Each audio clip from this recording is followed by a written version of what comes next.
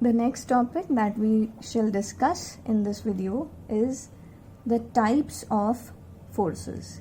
So there are three types of frictional forces. Friction is of three types. One is called static, limiting and kinetic. Kinetic's other name is dynamic also. So what do we mean by these three types of frictions? So actually, if there is a box which is placed in your room and you suppose that box is kind of very heavy, it is placed on the floor or something like that, you push that box with a force P, meaning P is the applied force by you on the box, but the box is not moving. So actually what would be the first thought that will come to your mind? We would actually instantly go to Newton's laws, which say whenever there is some force applied on a body, the body must move, meaning the body must accelerate. Force applied on a body, the body must accelerate. So here I should write P because I have taken the symbol of applied force as P. So there is no acceleration that is being produced on this body.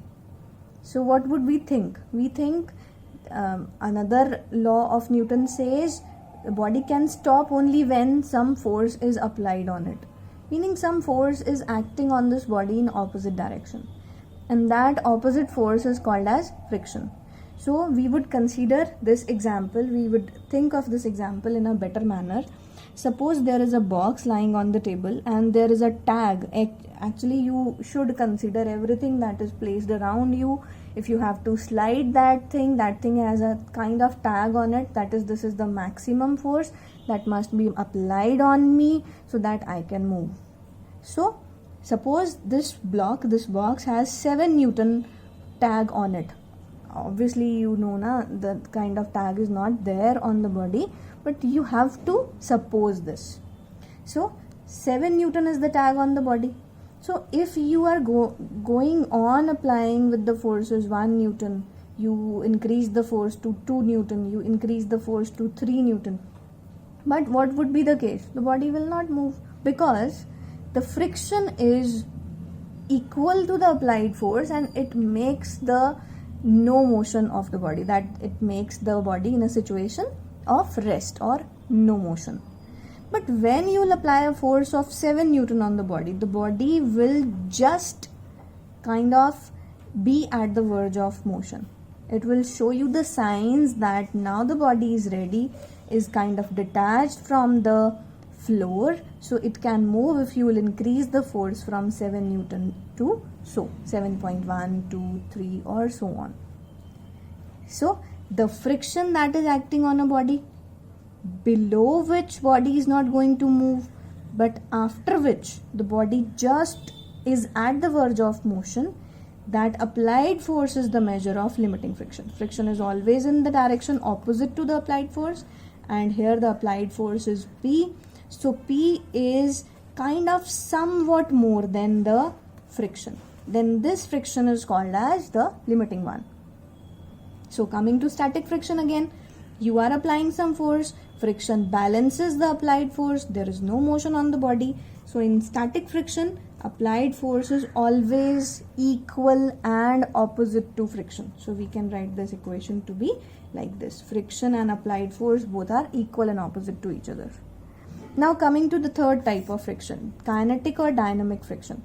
Once the limiting friction has been overcome, this is the maximum friction, I must tell you, this is the maximum friction, and if you are watching that you have applied a force of 7 Newton or so, 7 Newton, a force more than 7 Newton on the body will start moving on the surface of another.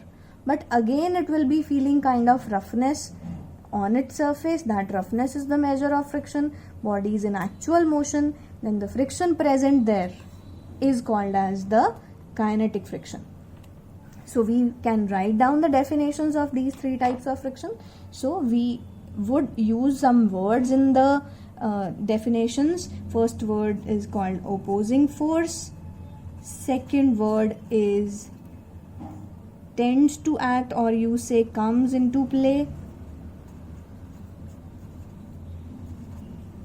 Right? These are the points that we are going to use in the definition. So first, static friction. is the opposing force that comes into play when one body tries to move, because असली में move नहीं कर रही है, tries to move over the surface of another,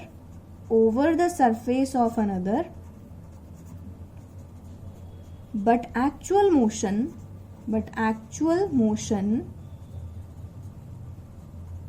is yet not started.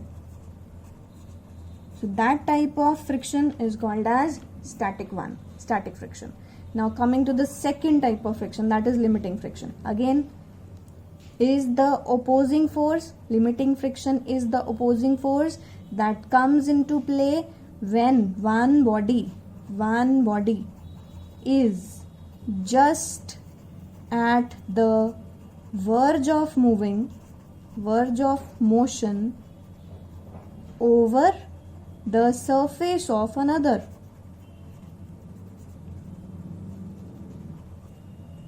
I hope the definitions are clear. Now we would move to the third definition, which is again kinetic friction. The kinetic friction is the opposing force that comes into play when one body is actually moving over the surface of another. So one last point that I need to discuss with you people, that friction is always between the two surfaces.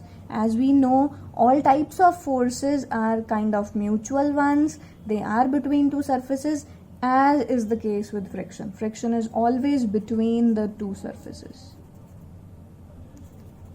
Right? That is, not a single surface can have friction, not another single surface can have friction. Friction is only between the two surfaces. And one more point, that friction arises when one body tries to move or actually move over the surface of another. When there is kind of no motion, you cannot measure friction on those surfaces. Thank you.